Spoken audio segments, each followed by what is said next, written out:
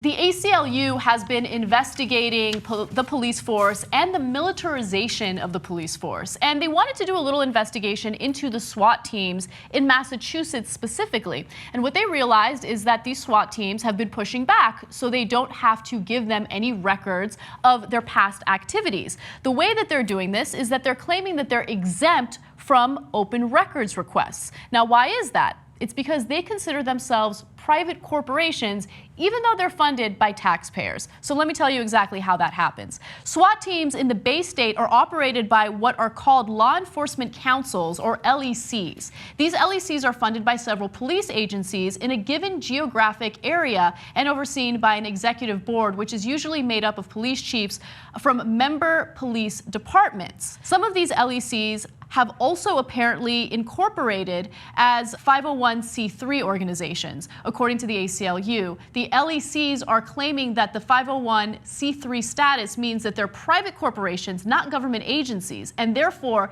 they say they're immune from open records requests. Now, keep in mind that right now there's a huge controversy stewing in the country over how SWAT teams are carrying out drug raids, because as you guys know, that one story that we did, there was one drug raid that led to a baby in a crib getting badly burned on the side of his face. We also did stories of multiple dogs being killed in the process of doing these drug raids. A lot of times these drug raids are done on the wrong homes. And so understandably, the ACLU wants to know what SWAT teams are doing, what they're up to. But of course they're saying, no, we're exempt, no freedom of information, no open records, we're not giving you anything. So there's two really interesting parts of the story. One is they're paid by taxpayers. We authorize them to use force to detain people, to arrest people, sometimes to injure people. We give them the authority to kill people, right? If the situation is the right one where they have to use excessive force, or I shouldn't say excessive, they have to use deadly force, they're allowed to. Who gives them that authority? We do, the people do, right? They work for the government. They get taxpayer checks. Nope, sorry. We're not accountable to the government. And what happens when you're not accountable? It turns out that SWAT teams in Massachusetts have a long history of abuse. Right. And why is that? Well, one of the reasons that they go and set up these private corporations is because they've had the issues and they don't want to be accountable, right?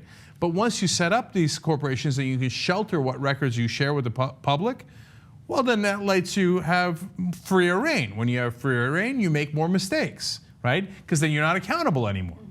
So it's a vicious cycle. But point number two is even more interesting, if you ask me.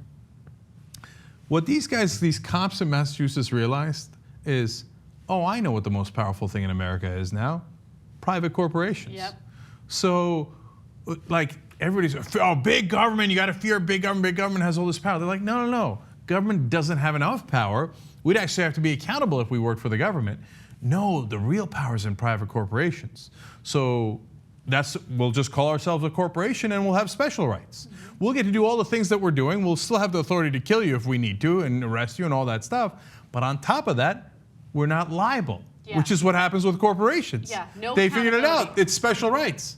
Yeah, no accountability whatsoever. And you know, when the ACLU is investigating this really big problem regarding the militarization of the police force, you have to understand that there are two big problems that play a role in the militarization. First of all, there's the issue of our ridiculous drug policy, which we continue to push, the prohibition of drugs that should be legalized so we can regulate it and ensure that people get rehabilitation instead of having SWAT teams bust into their homes and kill their dogs and injure their babies. And then the second part about this is weapon manufacturers in the country. So we have this whole industrial complex when it comes to war, right? We continue to push weapons, we keep producing weapons, and what happens? We spend so much money on it, the military has an excess of this weaponry. So what do they do with it? They sell it to local police enforcement, and that's why all of a sudden you have local police enforcement equipped with things like tanks, armored vehicles, flashbang devices, all of these weapons that they don't actually necessarily need.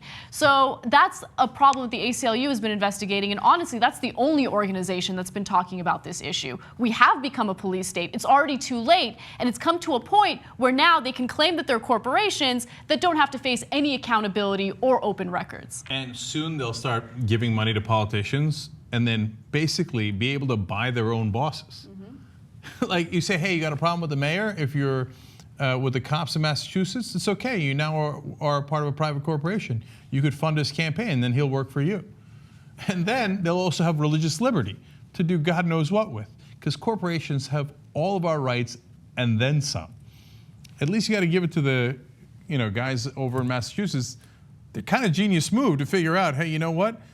There is one way to be above the law: become a corporation.